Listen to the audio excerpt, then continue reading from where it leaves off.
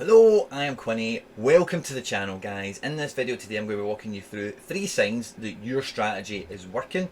I hope you enjoy the video, guys. This follows on from a video I did recently, 5 steps to build a strategy. So if you haven't checked that out, it will be linked in the description down below. Make sure you check that out before you hop into this video, okay? Hope you enjoy it, guys. I had a lot of fun making it. And yeah, let's get stuck into it.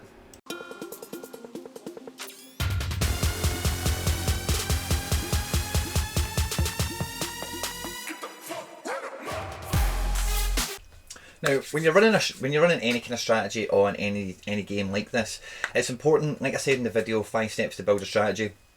It's important that you have some way of tracking your progress, tracking your progression, so you can make any effort, all efforts available to optimize it, to make sure you're cutting out the mistakes that you can avoid and you're maximizing any upside that you can get your hands on, any opportunities that come across you.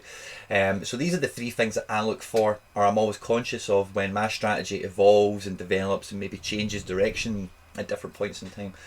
Before I get into those 3 things, if you can do me a massive favour and just like the video, it means a lot, really supports the channel, means there's a really high chance that someone who's not found the stuff might find it and they might like it as well, which is cool. And if you haven't already, please do subscribe to the channel. It goes a long way to supporting the growth that we've had recently. It means I can bring more and more content to you guys as well.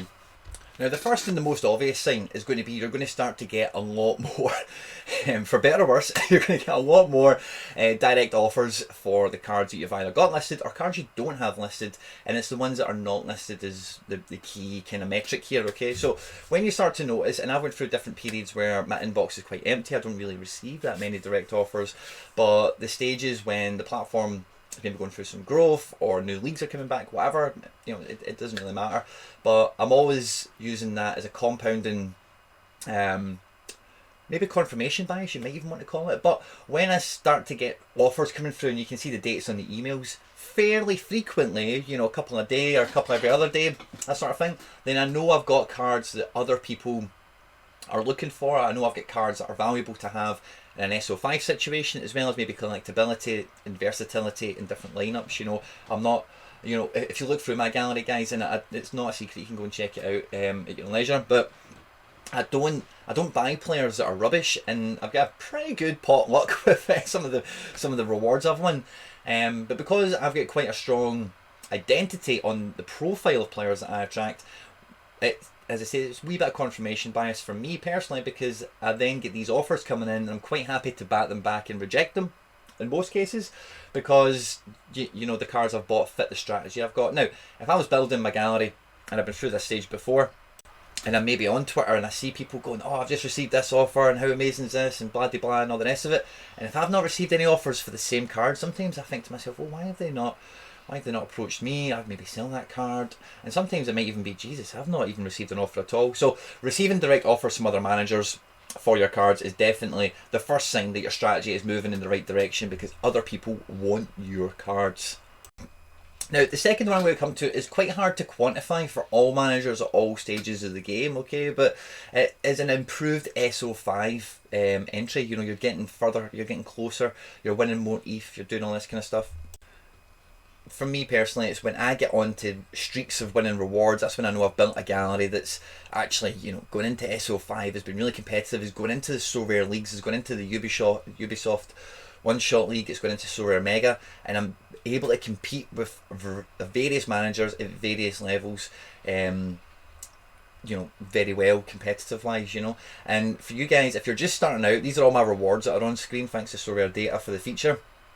And you can see they're all kind of time stamped on what game weeks have been won. So I refer to this, you know, maybe once a month, once every kind of 6 weeks, and I look for the little runs I was on. I look for the players that were doing well for me, and I look for, right, okay, well, what's upcoming, what do I need, what gaps do I need to fill to make sure I can keep this run going, and I can actually, you know, kind of kick on in that respect. So if you're brand new and you're just starting out, what SO5 success for you might be is grabbing 0.1 every game week, grabbing 0.2 every game week, getting just close, getting just right under the card prizes, or even you're getting into the card prizes.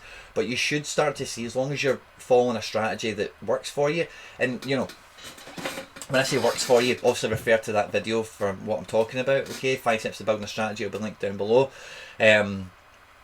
because it is a game, you know. Now there's enough people There's a contingent of people on the platform that don't play the game. They'll just come in, buy a Felix, buy an Mbappe, and then just sit on it and never open the account again. But if you're watching this video, there's a high chance you're an active user. You know, you're participating in SO5 and all the rest of it. And if you're involved in the gameplay, you should be enjoying the gameplay. And a big thing that will be enhancing your enjoyment of the gameplay is progression. So you should be noticing that rather than finishing 1,000th in Global All-Star D4 when you've got 5 cards that are playing, you should notice that you're starting to climb up the leaderboard. You've picked good players that are about to hit form, or they're undervalued in the marketplace. But you should also notice that you're having an increased output in your SO5 standings. I can see quite easily how much I've won in terms of ether, how many cards I've won, how many cards I've sold, how many cards I've kept, the value of all those different metrics as well. And this is something I keep really close to me, because trading's great, right? But there's a lot of things that change, and there's more videos coming on that, so I'll talk about it in more detail at that point. So it can be hard to nail down a metric that you're really happy with to run with in terms of what is profitable for your trading and what optimizes it. By the way, I do have a free spreadsheet on the channel that you can use that will help you track your overall account management. But in terms of actual trading, it can be difficult to monitor the overall success, because you're not just playing about with the ether prices, which can fluctuate for a variety of reasons, but you're also, are you working on fiat profit and loss? And there's a few other things that kind of play in the way there. So the main metric in terms of performance that I always look at is SO5 rather than my trading activity. Trading activity is great, and when I see opportunities, I'll always go for them to the best of my ability. But this is what I have more control of, is picking my team, buying my players, picking what league they go into, and assessing the combinations that I can pick. And that will be the second thing that really helps you realise I'm on the right path, I'm moving forward, as you'll notice an uplift in your SO5 activity. And then the third and final one, guys, quite simply, is you should actually notice that you spend less time on maybe SoRare, the actual page. You're spending less time in the market. I spend a lot of time, and I don't know about you guys, right, but I spend a lot of time just looking at my gallery and just thinking, right, where does he go? Who does he complement? If I'm really going to back this guy this season, who would I want to kind of go alongside him, maybe from the same team or maybe the same region, this kind of thing. And then as I've built my gallery and as it's kind of grown and developed over time, and I've had this at different stages, guys, even when I was brand new and only had 15 cards, or the now I've got 130 or whatever. But when I get to those little points of, oh, I'm happy with everything's at, my activity goes down on the SoRare page itself. I probably spend a bit more time at that stage in SoRare data, and I probably spend a good bit more catching out with content that people are making. But also I need to watch my own stuff when I edit it, but outside of that, other podcasts, blogs, videos, other things that are going around, and then start to kind of broaden my horizons and increase my knowledge base, so that when I do enter back in and I'm maybe going to manipulate my strategy, develop my strategy, evolve my strategy, whatever, then when I do that, I'm coupling it with new information that I've gathered, or more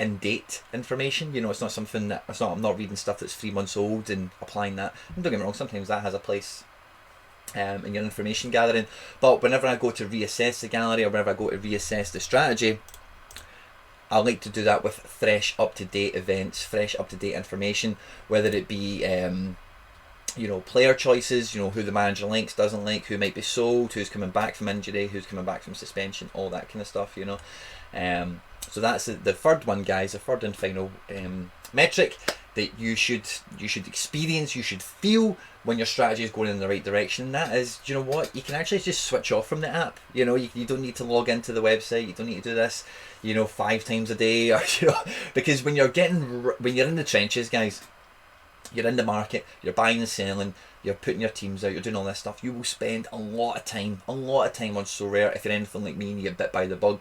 And there is a balance to be struck as well between your time is also a commodity. Your time is also a valuable asset, and I need to kind of take myself back at sometimes and thinking, right, is this a high value activity? At this point, I'm just staring at my phone, looking at shit I bought 5 months ago. Do I need to do that right now? No, I probably don't. I've been doing it for the last 2 weeks, and I'm really confident and I'm really comfortable with where I am. My direct offers are always kind of there. I'm getting offers all the time for different things. And my SO5 activity is number one, really fun. And I'm in amongst the prizes. I'm getting closer to the prizes with every passing game week, that kind of thing. Hope you've enjoyed the video, guys. I can't say it enough. If you have enjoyed it, please do like it. It means so much to me. Like, subscribe, share, retweet, all that good stuff, guys. Stay out of trouble, and I will catch you on the next one. Take care. Bye-bye.